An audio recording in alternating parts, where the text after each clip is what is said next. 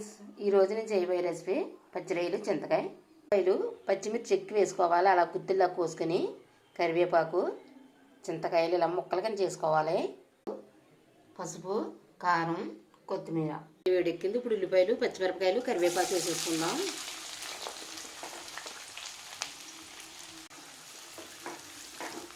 ఈ రొయ్యలు కూడా వేసేసుకుందాం. ఉల్లిపాయలు ఎక్కువ వేయకూడదు, కొంచెం పసుపు ఎక్కువ వేసుకోవాలి. ఉప్పు, కారం, పసుపు వేసేసాం కనుక ఇప్పుడు ఇందులో చింతకాయలు కూడా వేసేసుకోవాలి. వాటర్ వేసుకోవాలి. మసాలాలో ఏం అక్కర్లేదు. ఇప్పుడు మనం మూత పెట్టుకుని ఉడికించేసుకుందాం. చింతకాయ కూర అయిపోయింది. ఈ కూర ఇలాగ గుజ్జు గుజ్జుగా ఉంటేనే బాగుంటుంది. ఇప్పుడు ఇందులో కొత్తిమీర వేసేసుకుందాం. ఉమ్ముకున్న కూర అయితే అడుగంటాలి, ఇది అడుగంట అక్కర్లేదు. చాలా బాగుంటుంది. ఇలా మీరు కూడా ట్రై చేయండి. ఈ వీడియో కనుక మీకు నచ్చినట్లయితే లైక్ చేయండి.